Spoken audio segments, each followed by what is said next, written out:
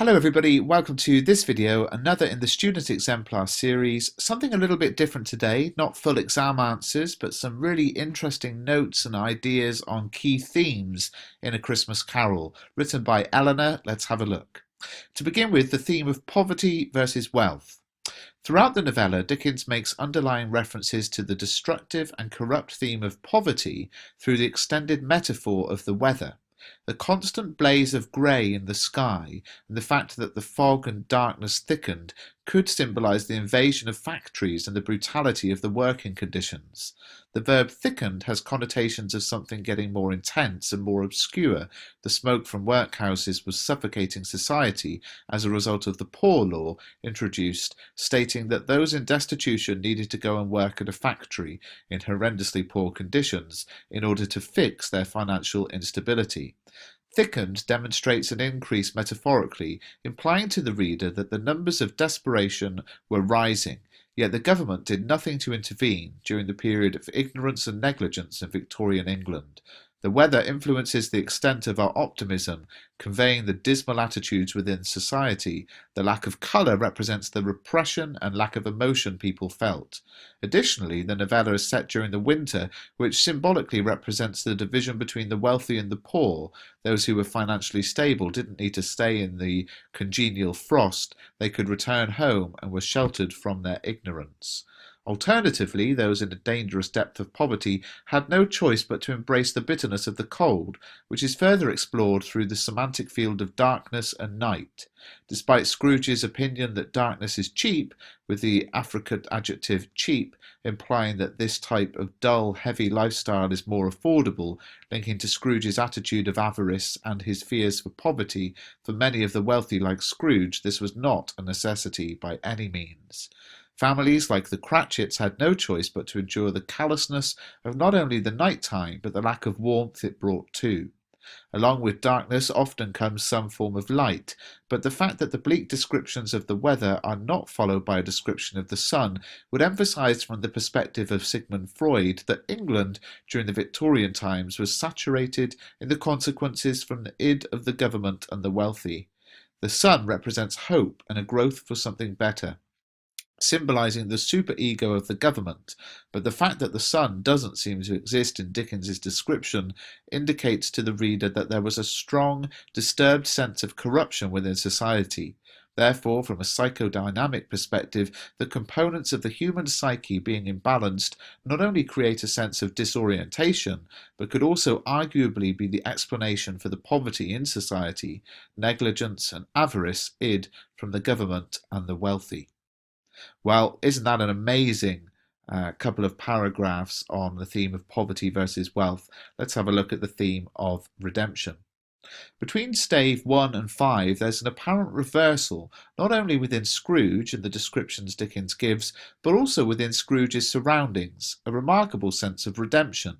This conveys to the reader that Scrooge is in fact a powerful, influential protagonist, perhaps representing Dickens's idea that even the impudence of the wealthy can change, having noticeable impact and in fact diminishing the social injustice within Victorian England.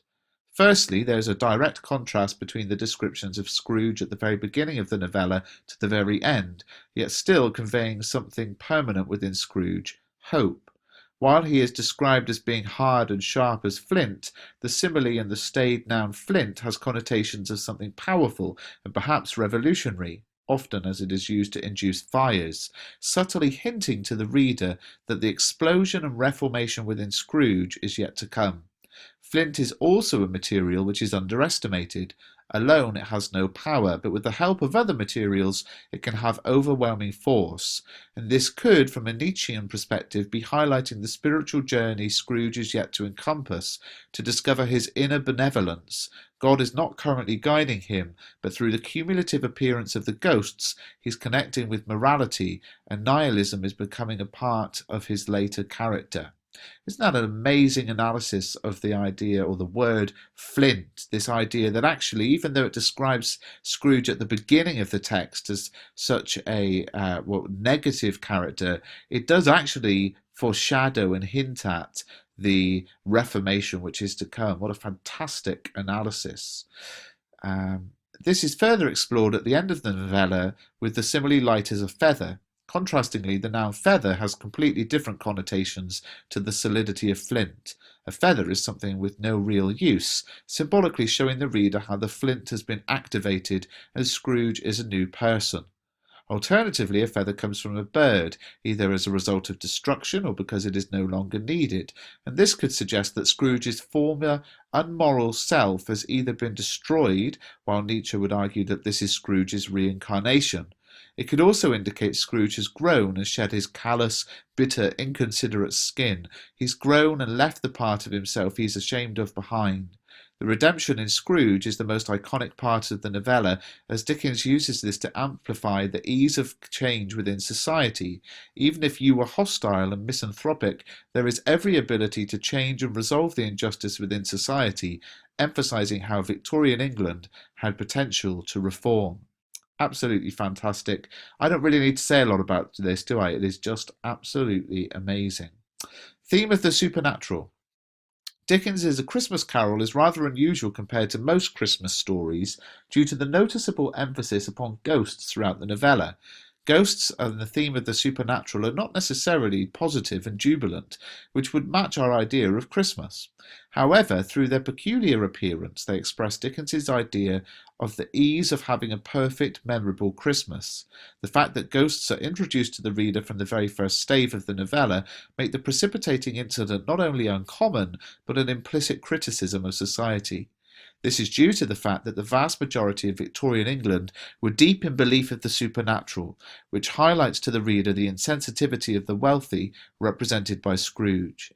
This occurs through the concentration on avarice and hostility towards those in poverty. While they grow more ignorant of real life, they are yet so easily manipulated through the spirituality of ghosts, something to be questioned of its realism. This conveys Dickens's idea that anybody can change and that the division between classes in society was not as bitter and strong as people may have presumed.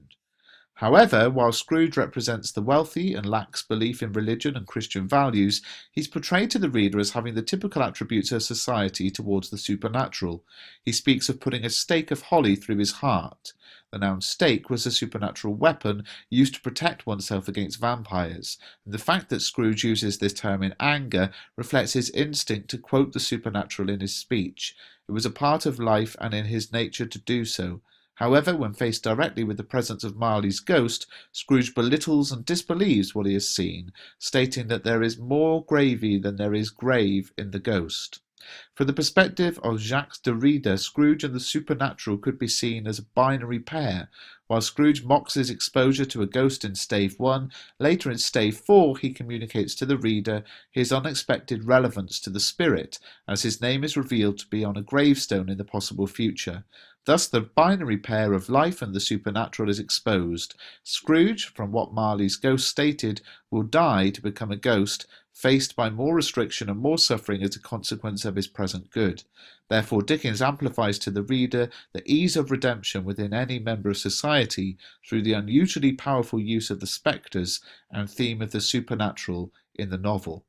Now, what we can see in these paragraphs from Eleanor is, of course, the bringing in of concepts and theories, critical approaches to literature, the idea of binary opposites, the idea of a Freudian analysis, etc., etc. And that's not something you have to do at GCSE, but I've seen that a number of students are looking at bringing in this kind of analysis to their writing. And this is a great example of how you can do it. So I don't want you to panic and watch this video and think, oh, do we need to learn all of those different approaches? In some sense, you don't need to, because it is very much above and beyond the scope of GCSE. But of course, if you can bring some in, then absolutely do so. And if you look in the Student Exemplar series, the Full Marks exam series, look at the first video, an answer on Frankenstein. It's similar. The student did something similar and got full marks. So it's not something you have to do. I don't want you to panic. But if you know some of these ideas and you can bring them into your writing and it's relevant to the question and the theme, then go ahead. Let's have a look at the final one, the theme of light and dark. Dickens highlights the corruption within society and how the division between poverty and the wealthy had sharpened through the harsh contrast between the binary pair of light and darkness.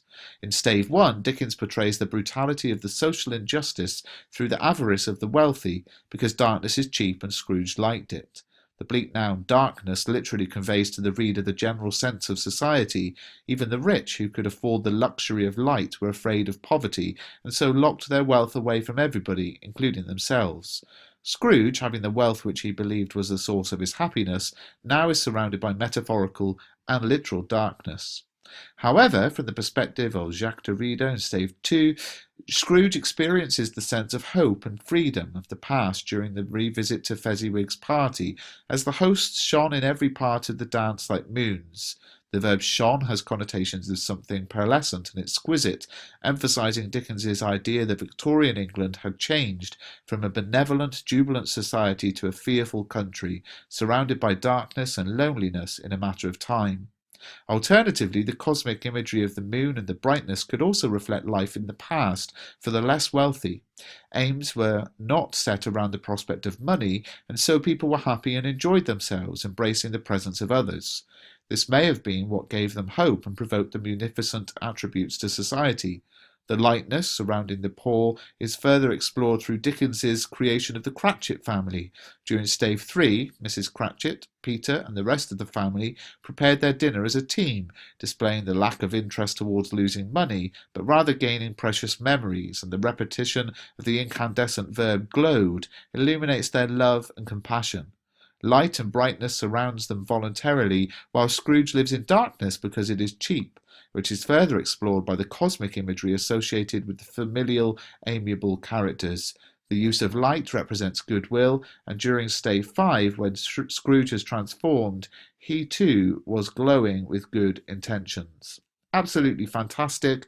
Close word analysis of the word glowed, and then, of course, contrasting that to the difference that we see in the darkness used to present the character of Scrooge. Fantastic work from Eleanor. Thank you for sending it in.